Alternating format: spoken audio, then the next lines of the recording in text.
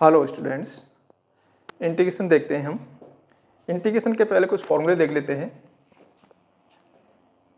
x to the power n dx, x की power n यानी variable की power constant है, इसका इंटीग्रेशन करेंगे तो कैसा होगा, पावर एक प्लस हो जाएगी और जितनी पावर ऊपर है उतनी ही नीचे आ जाएगी। इस तरह से आ गया x to the power 4 dx, इसका इंटीग्रेशन करना है तो x to the power 4 plus 1 और नीचे भी आ जाएगा 4 प्लस 1 प्लस सी। अगर कहीं इंटीग्रेशन में ऐसा आ जाता है ax plus B whole to the power n dx, यानी यहाँ पर ये अगर लीनियर वैल्यू है और ऊपर पावर लगी हुई है, कैसी भी पावर लगी है, तो इसमें क्या हो जाएगा, ये भी आपकी x की पावर n जैसा ही बिहेव करेगा, यानी n प्लस 1 हो गया और नीचे n प्लस 1 हो गया। x का कोफिशिएंट नीचे और आ जाता है प्लस सी। जैसे आपने देखा कि 3x plus 5 whole to the power 5 dx, इसका इंटीग्रेशन करते हैं तो 3x plus 5 whole to the power 5 plus 1, एक पावर प्लस हो गई, नीचे 6 आ गया और x का कोफिशिएंट 3 नीचे आ गया plus C. Integration of sine x का देखते हैं। साइन x का इंटीग्रेशन माइनस कॉस x होता है प्लस सी। अगर कहीं ऐसा आ गया साइन ax प्लस बी आ गया, इसका इंटीग्रेशन करना है तो ये minus cos ax plus B आएगा, x का कोफिशिएंट जो भी है वो नीचे आ जाएगा। अगर एंगल में लीनियर आ रहा है तो वहाँ पर x का जो कोफिशिएंट है वो आपका नीचे आ जाएगा। इसी तरह से इंटीग्रेशन ऑफ कॉस x देखते हैं। कॉस x का इंटीग्रेशन साइन x होता है प्लस सी। अगर इसमें भी हम ऐसे करें कि इसको लीनियर बना दें dx, तो ये आ जाएगा sine ax plus B plus C, x का कोफिशिएंट a नीचे। Integration of sec square x 10x होता है, क्योंकि 10x का डिफरेंशिएशन, इसका डिफरेंशिएशन ये आएगा और इसका इंटीग्रेशन ये आएगा, एक दूसरे के इनवर्स प्रोसेस है। Integration of cosec square x dx, ये माइनस कॉट x होता है। अगर हम उल्टा सोचें कि माइनस कॉट x का डिफरेंशिएशन कोसेक स्क्वायर x आता है। सेक x 10x का इंटीग्रेशन सेक x होता है, सेक x का डिफरेंशिएशन सेक x 10x होता है। Integration of cosec x cot x, इसका minus cosec x plus C होता है।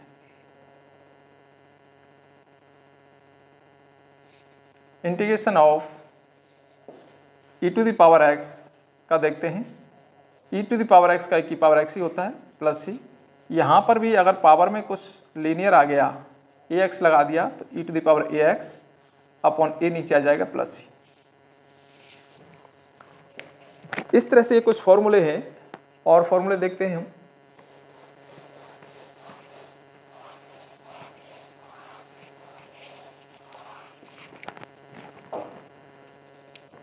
मान लीजिए हम इंटीग्रेशन कर रहे हैं e to the power x का, इन कांस्टेंट की पावर वेरिएबल है तो e to the power x upon log a plus C.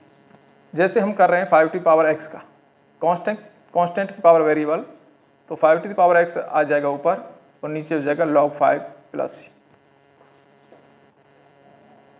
Integration under root 1 minus x square.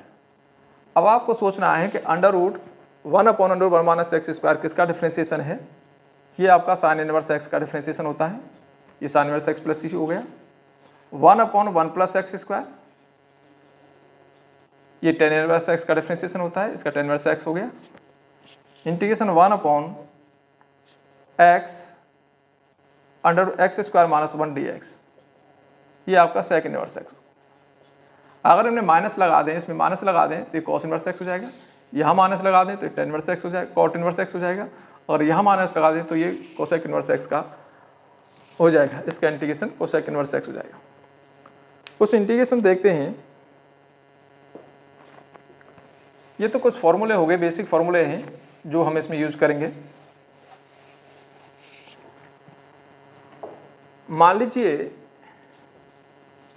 कहीं ऐसा इंटीग्रेशन आ गया कि F x D x constant है वेरिएबल के साथ में, तो कांस्टेंट टर्म बाहर निकल जाती है, इंटीग्रेशन केवल fx का ही होगा, यानी fx का इंटीग्रेशन x के रेस्पेक्ट में हो रहा है, dx का मतलब x के रेस्पेक्ट में इंटीग्रेशन कर रहे हैं हम, किसका कर रहे हैं, fx का कर रहे हैं। तो इस fx को हम इंटीग्रेंड बोलते हैं और इस पूरी प्रोसेस को हम इंटीग्रेशन बोलते हैं। तो इसका इंटीग्रेशन कैसे करेंगे, k, इसका इंटीग्रेशन जो भी आएगा आपका, मान लीजिए fx आ गया प्लस c। अगर कहीं ऐसा दिया हुआ है दो फंक्शन प्लस में है, fx और gx प्लस में है या माइनस में है, तो इनका इंटीग्रेशन कैसे करेंगे, दोनों को हम सेपरेट कर देंगे, fx का अलग कर देंगे और इंटीग्रेशन gx का अलग कर देंगे, दोनों का अलग अलग इंटीग्रेट कर देंगे, जो वैल्यू आएगी वो फाइनल आंसर होगा। अगर कहीं ऐसा आ गया बहुत सारे फंक्शन है, f1x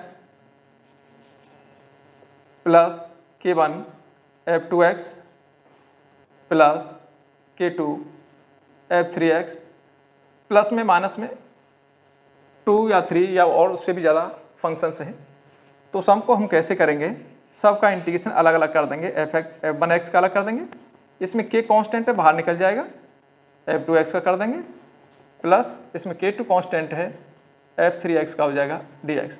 यानी कहने का मतलब ये है कि अगर कोई कांस्टेंट वैल्यू आ रही है तो उस कांस्टेंट वैल्यू को तो हम बाहर निकाल देंगे और केवल वेरिएबल का ही इंटीग्रेशन करेंगे।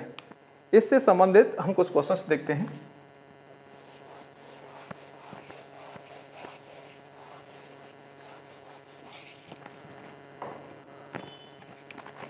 देखिए हम इंटीग्रेशन कर रहे हैं 4x⁵ dx का, यहाँ 4 कांस्टेंट है, 4 हमने बाहर रख दिया, x⁵ का इंटीग्रेशन करेंगे तो 4 बाहर है, x⁵ का क्या हो जाएगा, इसमें एक पावर प्लस हो जाएगी 6 और नीचे भी 6 आ जाएगा प्लस c।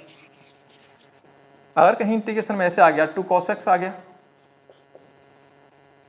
प्लस 5 कर देते हैं, चलो dx कुछ ऐसा आ गया, तो दो पार्ट हो जाएंगे, एक पार्ट ये हो जाएगा एक पार्ट ये हो जाएगा, इसमें 2 कांस्टेंट है बाहर निकल जाएगा, cos x का इंटीग्रेशन होगा, इसमें 5 बाहर निकल गया, केवल dx रह गया, तो 2 cos x का होता है sin x, 5 dx का होता है x प्लस c। तो इस तरह से प्लस और माइनस में हम अलग अलग इंटीग्रेट कर देंगे। एनसीईआरटी की पहली एक्सरसाइज में कुछ डायरेक्ट इंटीग्रेशंस दे रखे हैं, जैसे इसने कहा कि e की पावर 3x का इंटीग्रेशन बताइए, तो e की पावर ax जैसा है, e की पावर ax का e की पावर ax, x का जो कोफिशिएंट है वो नीचे आ जाता है प्लस c, तो ये इसका इंटीग्रेशन हो गया। मान लीजिए integration of cos 4x dx है, तो cos का होगा sin 4x, यहाँ ये लीनियर है, x का कोफिशिएंट कुछ है, अगर x का कोफिशिएंट है लीनियर में तो नीचे आएगा प्लस c। इंटीग्रेशन इस तरह से भी है, ax plus b whole to the power 3 कर दो 4 कर दो कुछ भी कर दो, तो इंटीग्रेशन कैसा है, ये लीनियर है, ये x की पावर n जैसा ही बिहेव करेगा, तो इसका integration ax plus b to the power 3 plus 1 और नीचे भी आ जाएगा 3 प्लस 1 4 हो गया, x का कोफिशिएंट नीचे प्लस c। अगर कहीं इंटीग्रेशन में ऐसा आ गया कि रूट x यहाँ कर दिया, यहाँ 1 माइनस x आ गया, अब इनटू में तो हमारे पास कोई प्रोसेस है नहीं, तो क्या करें, पहले रूट x का अंदर मल्टीप्लाई कर लेते हैं, दो फंक्शन अलग अलग बना देंगे, एक रूट x हो गया और एक इससे मल्टीप्लाई किया तो x⁵ हो गया dx। रूट x का इंटीग्रेशन हम अलग करेंगे और x⁵ का इंटीग्रेशन अलग करेंगे, दोनों का अलग अलग कर दिया, x की पावर हाफ है, इसमें पावर एक और प्लस हो जाएगी 3/2 प्लस कर दिया, माइनस x⁵ प्लस 1 यानी 5/2 हो गई, 5/2 पावर को भी हम प्लस कर देंगे प्लस c। तो अगर इनटू में है तो पहले हम इनटू करके उसको सेपरेट करेंगे, इसके बाद उसका हम इंटीग्रेशन करेंगे। अगर कोई वैल्यू आपकी डिवीजन में आ रही है, कुछ इस तरह से आ रहा है, integration x² plus 5x plus 6 इस तरह से आ रहा है और नीचे x है, कुछ भी है, तो अलग अलग सेपरेट, या तो आप ऐसे करें कि एक्सेस को पूरे को डिवाइड कर लें उसके बाद लिख दें, या ईच टर्म को अलग अलग डिवाइड कर दें, यानी x² को x से डिवाइड कर दिया प्लस 5x को x से डिवाइड कर दिया, 6 को भी x से डिवाइड कर दिया dx। इसमें x कैंसिल, यहाँ एक x बचा, सबका हम अलग अलग कर देते हैं, x का अलग कर देते हैं, 5 यहाँ dx रह गया, प्लस 6 बाहर निकाल दिया, 1/x वेरिएबल है ये रह गया। x का इंटीग्रेशन, x की पावर 1 है तो एक पावर और बचे x² 2 हो जाएगा। 5 dx का x होता है 6 और 1/x किसका डिफरेंशिएशन है, 1/x log x का डिफरेंशिएशन है, इसका log x हो जाएगा प्लस। तो इस तरह से डिवीजन वाले भी हम आराम से कर सकते हैं। तो इसमें मैं आपके एनसीईआरटी के कुछ क्वेश्चंस भी ले रहा हूँ, कुछ वैसे भी बता रहा हूँ। अगर कहीं ट्रिग्नोमेट्री आ गई, ट्रिग्नोमेट्री वाले फंक्शंस आ गए, मान लीजिए ट्रिग्नोमेट्री में इस तरह से आ गया integration of tan² x dx। अब यहाँ tan² का इंटीग्रेशन तो होता नहीं है, तो इसको ट्रिग्नोमेट्री से इस तरह के चेंज करेंगे जिनका इंटीग्रेशन होता है। तो tan² का जो रिलेशन होता है वो sec से होता है, तो इसको हम ऐसा लिख सकते हैं sec² x - 1। इसमें sec² का इंटीग्रेशन अलग कर देंगे क्योंकि sec² का इंटीग्रेशन बड़ा आसानी से हो जाएगा, और 1 का इंटीग्रेशन अलग कर दिया। sec² x का इंटीग्रेशन tan x हो गया, 1 का x प्लस सेम ऐसा ही आपका cot² x है। cot² x को अपन कैसे लिखेंगे, cosec² x - 1 लिखेंगे। ट्रिग्नोमेट्री फॉर्मूले ध्यान रखने हैं, cot² का इंटीग्रेशन होता नहीं है, इसको हमने cosec² में चेंज कर दिया। अब cosec² का इंटीग्रेशन होता है 1 का भी होता है, cosec² x का इंटीग्रेशन कर दिया हमने अलग, -1 × dx अलग कर दिया। cosec² x का इंटीग्रेशन माइनस cot x, 1 का x प्लस c। ट्रिग्नोमेट्री का और देखते हैं हम।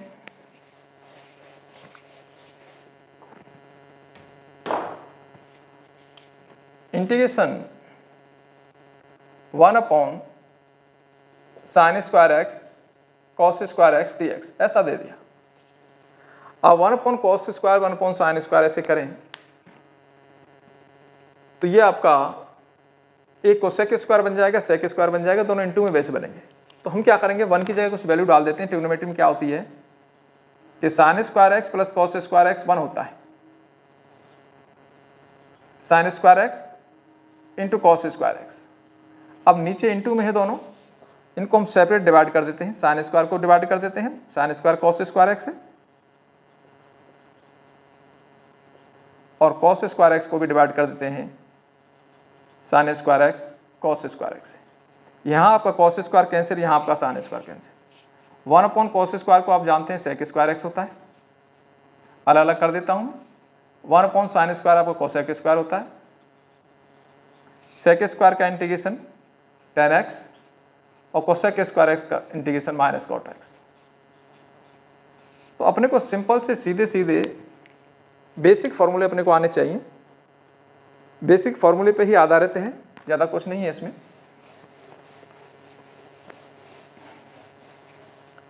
इसमें थोड़ा सा ये इंटीग्रेशन प्रैक्टिस मांगता है, अगर आपकी प्रैक्टिस बढ़िया है तो कोई दिक्कत नहीं आएगी। इंटीग्रेशन 1 + x² अपॉन √x, मान लीजिए ऐसा है, होल स्क्वायर कर देता हूँ। तो क्या करेंगे, पहले हम इसका होल स्क्वायर खोलें, a² + b² + 2ab और नीचे है √x dx।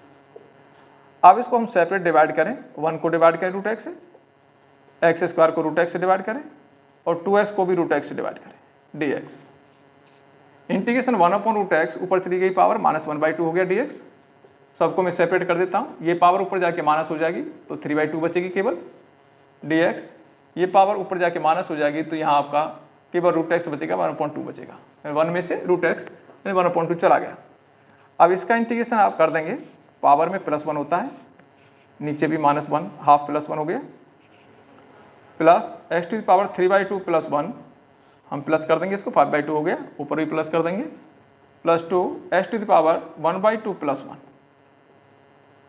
और नीचे आपका 3/2 आ गया, यानी 1/2 + 1 लिख सकते हैं। अगले स्टेप में आप इसको प्लस करके लिख सकते हैं। और कुछ क्वेश्चंस देखते हैं।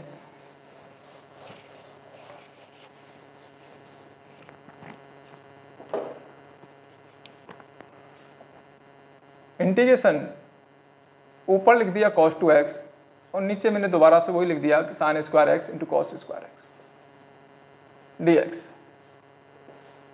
ऊपर cos 2x है एंड डबल एंगल है आपका, उसको हाफ एंगल में लाइए, cos 2x का फॉर्मूला लगाइए।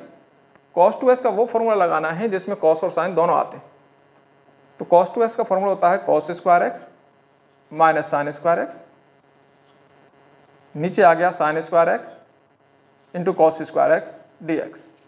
दोनों को अलग अलग डिवाइड कर दिया, cos स्क्वायर x को डिवाइड कर दिया sin square cos square x से, और sin स्क्वायर x को डिवाइड कर दिया sin square x cos square x से dx। यहाँ आपका cos स्क्वायर कैंसिल, यहाँ आपका sin स्क्वायर कैंसिल, तो यहाँ क्या बच गया 1/sin स्क्वायर यानी cosec स्क्वायर हो गई, माइनस यहाँ आपका sec स्क्वायर x हो गया dx। cosec स्क्वायर x का इंटीग्रेशन आप जानते हैं cot x, और sec स्क्वायर का जानते हैं tan x प्लस c। और कुछ ट्रिग्नोमेट्री के क्वेश्चंस देखते हैं।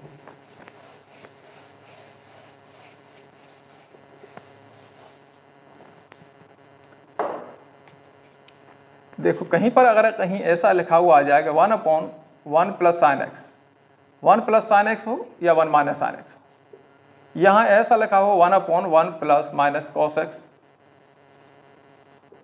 या यहाँ पर ऐसा लिखा हुआ हो कि sine x upon 1 plus minus sine x, या cos x upon 1 plus minus cos x. तो ये सारे क्वेश्चंस एक ही तरह से करने हैं, इन सभी में हम रेशनलाइज कर देते हैं। तो एक क्वेश्चन को हम देखते हैं, इसमें से एक ले लेते हैं। 1/1 प्लस साइन एक्स ले लिया मैंने, इसको मैंने रेशनलाइज कर दिया, 1 माइनस साइन एक्स से ऊपर नीचे मल्टीप्लाई कर दिया, सब में रेशनलाइज करना है। इस तरह का जो भी क्वेश्चन देखेंगे उसको हम रेशनलाइज करेंगे। तो ऊपर जो वैल्यू आ गई वो होगी 1 माइनस साइन एक्स, और नीचे वैल्यू हो गई, इन दोनों का मल्टीप्लाई कर दिया a plus B A minus B, A square minus B square, integration 1 minus sine square sine x, और नीचे है 1 minus sine square, 1 minus sine square अब कॉस स्क्वायर होता है। अब क्या करें, एक डिजिट आ गई, अलग अलग सेपरेट डिवाइड कर देते हैं। 1 को डिवाइड कर दिया कॉस स्क्वायर एक्स से, और साइन एक्स को भी डिवाइड कर दिया हमने कॉस स्क्वायर एक्स से। ध्यान से देखो, 1 कॉस स्क्वायर को आप जानते हैं कि सेक स्क्वायर एक्स होता है, यहाँ साइन अपॉन कॉस एक टेन बन जाएगा, एक कॉस बचाएगा वो सेक हो जाएगा, तो ये आपका बन गया sec x tan x D x. अब सेक स्क्वायर एक्स का इंटीग्रेशन आपने कई बार कर लिया, टेन एक्स, और सेक एक्स टेन एक्स का सेक एक्स प्लस सी।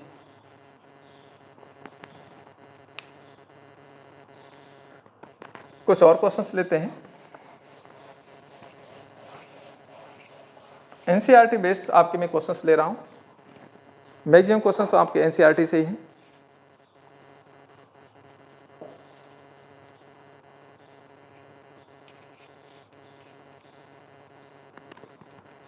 जैसे इंटीग्रेशन दे रखा है सेक एक्स और sec x plus tan x, तो आपको दिख गया कि सेक एक्स का अंदर पहले मल्टीप्लाई करना है, उसके बाद इंटीग्रेट करना है, यानी सेक एक्स का इंटीग्रेशन कर दो, मल्टीप्लाई कर दो, सेक स्क्वायर एक्स हो गया, इससे मल्टीप्लाई करेंगे तो सेक एक्स टेन एक्स आ गया, डी एक्स आ गया। अब सेक स्क्वायर एक्स का इंटीग्रेशन आप जानते हैं, और सेक एक्स टेन एक्स का भी जानते हैं, सेक एक्स प्लस सी।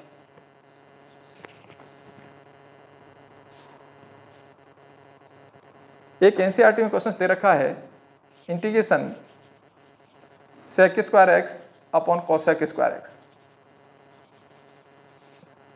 अब ये डिवाइड में आ गया, अगर एक डिजिट होती तो सीधा सीधा हमारा इंटीग्रेशन हो जाता, तो इसको हम कन्वर्ट कर देते हैं।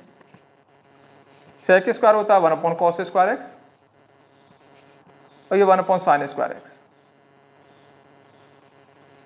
साइन स्क्वायर ऊपर जाएगा, कॉस स्क्वायर नीचे रह गया, तो कुछ ऐसा बन गया, साइन स्क्वायर एक्स ऊपर चला गया, कॉस स्क्वायर एक्स नीचे रह गया, तो ये आपका टेन स्क्वायर एक्स बन गया।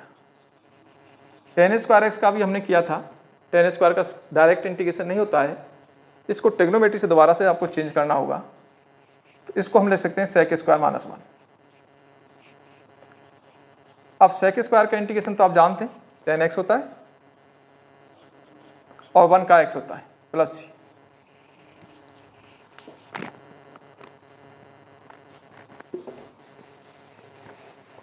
एक दो फॉर्मूले और देख लें।